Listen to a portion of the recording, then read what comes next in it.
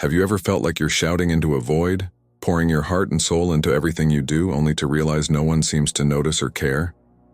It's a feeling too many of us know all too well. A silent struggle that echoes in the empty spaces of our busy lives. But what if I told you that this isn't the end of your story? That being overlooked isn't your destiny?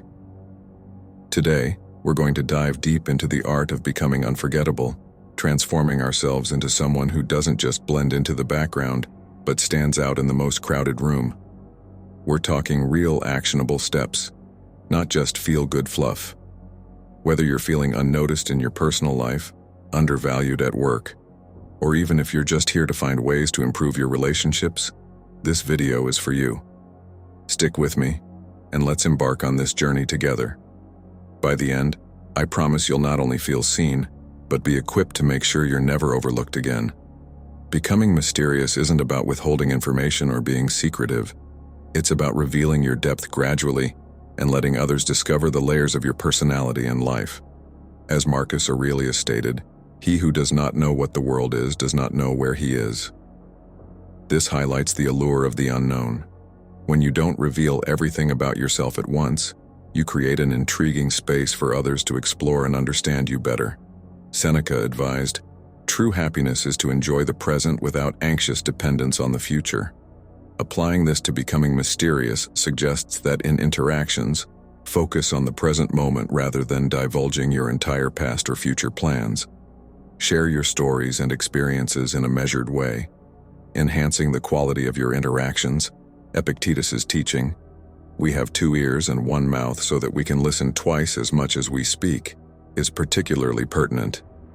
By listening more and speaking less, you become an enigma, encouraging others to be more open and forthcoming, while you selectively share aspects of your life. Rumi's quote, "Silence is the language of God. All else is a poor translation," is a poetic reminder of the power of silence in your conversations. Allow pauses and silences to be filled with meaning, making your spoken words even more impactful. Hafez said, "Stay close to anything that makes you glad you are alive." In the context of becoming mysterious, this implies being patient and enjoying the process of someone slowly discovering what makes you unique and valuable. Jim Rohn, a motivational speaker, once said, "Don't join an easy crowd. You won't grow. Go where the expectations and the demands to perform are high." This can be interpreted as not making yourself too readily available or easy to figure out. Position yourself in environments where your depth and complexity are appreciated and sought after. Brian Tracy, a self-development author, stated, "Communication is a skill that you can learn. It's like writing a basically or typing. If you're willing to work at it, you can rapidly improve the quality of every part of your life." This applies to how you communicate your story and your experiences. It's not just what you share, but how and when you share it that contributes to the mystique. In conclusion, becoming mysterious is a blend of gradual self-revelation, listening more than speaking, embracing silence, being patient, and strategically sharing your stories and experiences. It's a powerful way to engage others, making them more interested in learning about you and being part of your life. This approach not only makes you more intriguing, but also enhances the quality and depth of your relationships. The essence of creating a fear of losing you lies in recognizing and projecting your own value. Marcus Aurelius advised, "You have power over your mind, not outside events. Realize this and you will find strength." This encourages an inner belief in your own worth. When you understand and appreciate your value, others will too. Seneca's words, "We suffer more in imagination than in reality," remind us that the fear of being alone or unappreciated is often more daunting than the actual experience. By embodying independence and self-reliance, you become more attractive, as people realize your presence in their life is not out of need but out of choice. Epictetus offers a perspective with, "Your presence can give happiness. I hope you know that." Recognize that your unique presence brings joy and value to others. By being self-sufficient and happy in your own company, you become a person others want to keep in their lives. Jim Rohn's insight, "You are the average of the 5 people you spend the most time with," highlights the importance of being selective with your company. If you consistently demonstrate that you are growing and evolving, people will fear losing you as a positive influence in their lives. Brian Tracy stated, "The way you carry yourself speaks volumes about how you view life." Apply this to how you interact in your relationships. Communicate your worth not just in words, but through your actions and choices. Let your independence and self-reliance be evident in how you live your life.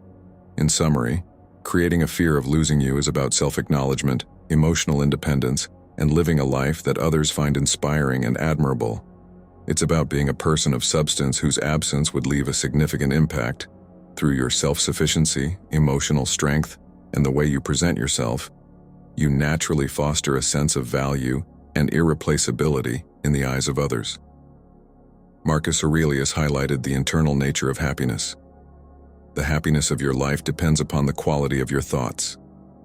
This suggests that happiness is a product of our internal state, not external circumstances. Cultivating positive, constructive thoughts is fundamental in creating your own happiness. Seneca's insight: true happiness is to enjoy the present without anxious dependence upon the future, encourages us to find joy in the here and now. It's about appreciating the current moment and not constantly seeking happiness in future achievements or external validations. Epictetus taught, "We cannot choose our external circumstances, but we can always choose how we respond to them."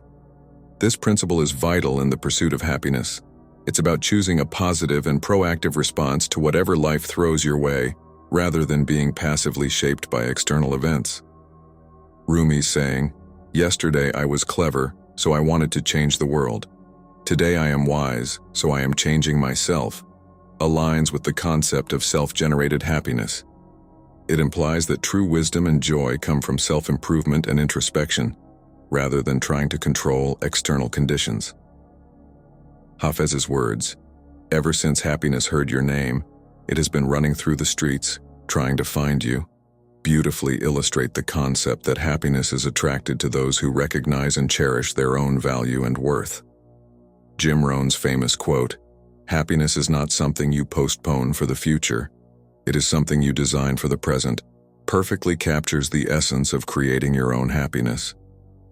It's about actively crafting a life that brings you joy now, not waiting for future circumstances to bring happiness to you. Brian Tracy said, "The key to happiness is to set clear, defined goals that give you a sense of direction and purpose." This emphasizes the role of personal goals and a clear sense of purpose in cultivating happiness. Setting and pursuing meaningful objectives contribute significantly to a sense of fulfillment and joy. In conclusion, creating your own happiness is a multifaceted approach involving positive thinking, living in the moment, responding proactively to life, personal growth, self-appreciation, goal setting, and having a clear sense of purpose. It's a proactive journey where you are the architect of your joy, shaping your life with intention and wisdom. By embracing these principles, you develop a robust inner source of happiness that positively impacts all aspects of your life. Marcus Aurelius once remarked, "It is not death that a man should fear, but he should fear never beginning to live." This speaks to the importance of valuing yourself and your life. Recognize that you have intrinsic worth and that your presence in someone's life is valuable. This self-awareness is crucial in encouraging others to value and invest in you. Seneca advised, "If a man knows not to which port he sails, no wind is favorable." Applying this to our principle means having a clear understanding of your worth and direction. When you know your value, you set a standard for how others should appreciate and invest in you. Epictetus stated, "No man is free who is not a master of himself." In the context of being valuable, this emphasizes taking control of your self-perception and how you allow others to treat you. Assert your worth and independence, making it clear that you are not to be taken lightly. Rumi's words, "You were born with potential, goodness, trust, ideals, and dreams." You were born with greatness remind us that everyone has inherent value and potential. Recognizing and embracing your unique qualities makes you a person others will naturally want to value and invest in. Hafez said, Stay close to anything that makes you glad you're alive. This can be interpreted as embracing your individuality and the things that make you unique. Your unique traits are what make you valuable and worth investing in. Jim Rohn's insight, "Your life does not get better by chance, it gets better by change," applies here as well. Becoming a person who is valuable and worth investing in requires personal growth and self-improvement. It's about actively working on yourself to become the best version of you. Brian Tracy eloquently stated, "Successful people are always looking for opportunities to help others. Unsuccessful people are always asking, 'What's in it for me?'" This highlights the importance of having goals and ambitions that are not solely self-centered, but also consider the value you bring to others. When you focus on being a person of value, others are more likely to invest in you. In summary, being valuable and letting others invest in you is about understanding and asserting your worth, having clear personal goals and direction, embracing your individuality, and continually striving for personal growth. It's about being a person of substance, someone who adds value and thus naturally attracts investment. This approach not only leads to a more fulfilling sense of self, but also cultivates deeper, more meaningful relationships. Marcus Aurelius once said, "He who lives in harmony with himself lives in harmony with the universe." This underscores the importance of maintaining your individuality and personal journey, even within the context of relationships. It's about finding balance and ensuring that your life isn't entirely defined by someone else. Seneca's words, "If you wish to be loved, love," resonate with the idea of self-love and self-care. By loving and valuing yourself, you set a standard for how you should be treated by others. It's about not losing your identity in the pursuit of pleasing someone else. Epictetus taught, "Freedom is the right to live as we wish." This principle is vital in relationships. By maintaining your independence and personal freedom, you ensure that you don't become overly dependent or absorbed in someone else's world. Rumi stated, "Don't be satisfied with stories, how things have gone with others. Unfold your own myth." This encourages you to focus on your own path and journey, not just on your role in someone else's story. It's about creating and living your own narrative. Hafez's poetic insight, "I wish I could show you when you are lonely or in darkness the astonishing light of your own being," is a reminder of the joy and fulfillment that can be found in embracing your own life and journey, independent of anyone else.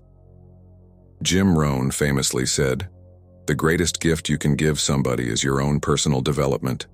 I used to say, "If you will take care of me, I will take care of you." Now I say, "I will take care of me for you, if you will take care of you for me." This encapsulates the essence of not making someone the center of your life. It's about being the best version of yourself, both for you and those in your life. Brian Tracy stated, "Successful people are always looking for opportunities to help others. Unsuccessful people are always asking, 'What's in it for me?'" This highlights the importance of having personal goals and ambitions outside of your relationships. By maintaining your independence, you bring unique value to the table, contributing to a more balanced and fulfilling connection. In conclusion, maintaining your independence within relationships is about self-love, personal freedom, creating your own narrative, and continually striving for personal development. It's about being a complete and fulfilled individual who chooses to share their life with others rather than depending on someone else for fulfillment. This approach not only enhances the quality of your relationships, but also ensures that you remain true to yourself and your journey.